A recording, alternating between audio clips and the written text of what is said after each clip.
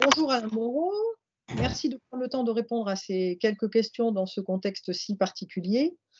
Alors aujourd'hui, nous sommes à l'aube d'une reprise de notre sport. Les clubs ont reçu un protocole sanitaire très détaillé lundi soir.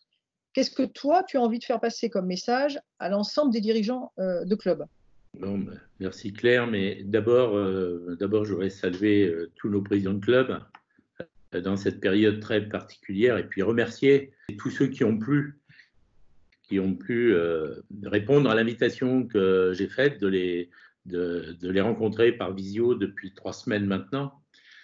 Pour répondre à ta question et à la préoccupation de nos clubs, d'abord, la fédération a beaucoup travaillé pour sortir ce protocole en relation avec le ministère des Sports, notamment. Et aujourd'hui, c'est préférable d'être président d'un club de tennis que d'un club de sport collectif aujourd'hui où ils seront sûrement très inquiets de l'avenir.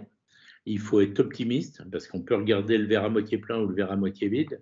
Donc moi, je pense que ce protocole est compliqué. D'abord, il faut les autorisations municipales.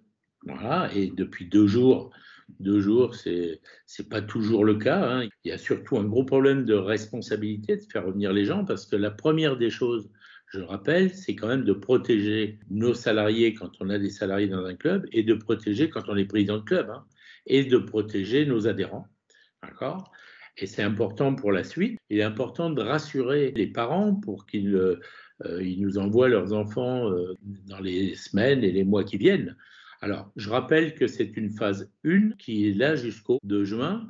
La fédération travaille avec le ministère pour une phase 2, qu'on espère tous, où là, logiquement, la fédération travaille pour qu'il y ait quatre personnes sur le cours et qu'il puisse y avoir un enseignant, ne serait-ce que pour terminer nos écoles de tennis.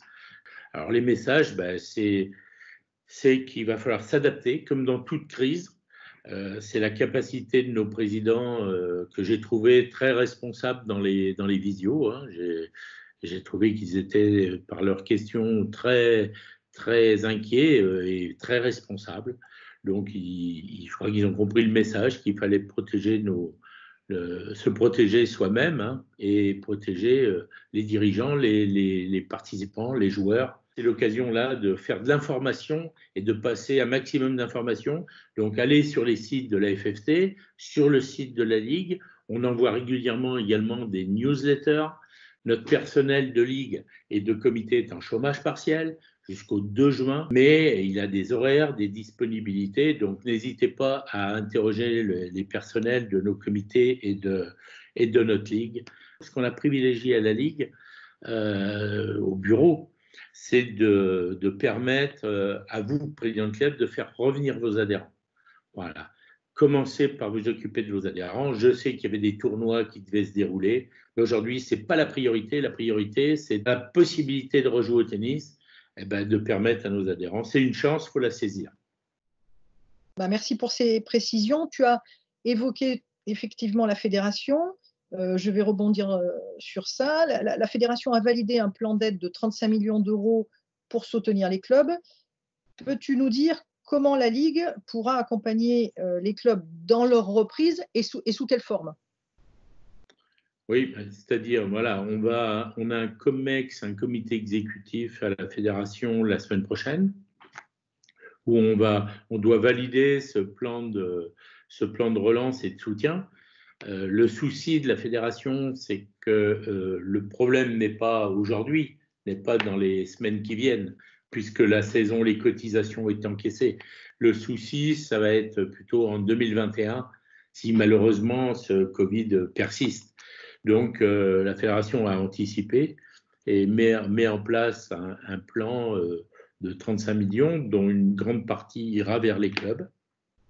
On sait que ça passera par les ligues, mais que les ligues vont s'adresser à leurs comités départementaux qui sont en proximité avec leurs clubs, qui connaissent leurs clubs, donc qui recueilleraient les doléances des clubs à partir de juillet jusqu'en fin août, fin de saison 2021, donc août 2021. Et après, les comités recueilleraient ces doléances, les transmettraient au conseil des présidents de comités départementaux. Voilà, ça remonterait à la Ligue, et laquelle Ligue les remonterait vers la fédération.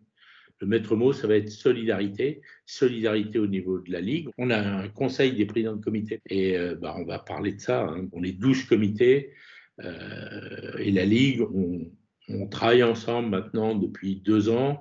Je pense que mes collègues présidents de comité seront d'accord avec moi pour que le maître mot soit solidarité. On est là pour faire en sorte qu'on ait autant de clubs à la sortie de ce confinement qu'on en avait au début, qu'on n'ait pas de club qui a montré des gros problèmes.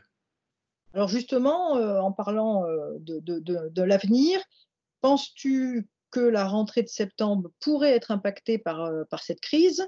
Et est-ce qu'il ne faudra pas que les clubs fonctionnent différemment, en quelque sorte se réinventent, quoi? Est-ce qu'il ne faudrait pas qu'il y ait des offres un peu différentes que ce qu'on a l'habitude de voir aujourd'hui? Oui, c'est sûr que là, la saison est perturbée. Alors moi, là, on parle avec du conditionnel, évidemment, hein, puisqu'on ne sait pas à quel moment on va sortir de cette crise. Tout va dépendre où on en sera au mois de septembre, là, je dois avouer. Maintenant, il n'empêche que ça permet de se remettre en cause des fois. Donc, c'est peut-être l'occasion, effectivement, de réinventer les choses au sein de nos écoles de tennis. La fédération y travaille déjà. Et puis, notre ligue a travaillé notamment avec la structuration des clubs. Donc, hier, on avait une réunion, une présentation de révision de notre école de tennis que notre équipe technique va présenter au club. Donc, effectivement, c'est sûrement l'occasion de repenser les choses, mais il va falloir qu'on travaille aussi avec tous nos BE de clubs. Je pense que même eux, je pense en ce moment, se rendre compte qu'il y a des dirigeants bénévoles, que nous sommes tous là, les membres de comité de direction de club, les dirigeants de club, et on est peut-être dans une routine dans laquelle on s'est installé depuis des années, mais on a les enseignants aujourd'hui se rendent compte que si ça allait très mal, des emplois pourraient être menacés puisque des clubs pourraient ne pas assurer la suite pas de la saison, mais de leur emploi, hein, si les finances des clubs ne le permettaient pas. Donc ça veut dire qu'il faut que tout le monde se remette en cause, les dirigeants, les enseignants, revoir l'école de tennis, qu'elle soit différente, peut-être étalée sur toute l'année, peut-être, je ne sais pas, là, il va falloir faire preuve d'imagination. Donc, c'est l'occasion de repenser beaucoup de choses à travers cette crise. Écoute, merci beaucoup Alain pour cet échange et pour ce moment partagé et à très bientôt. Merci à toi et bon courage à tous nos présidents de club.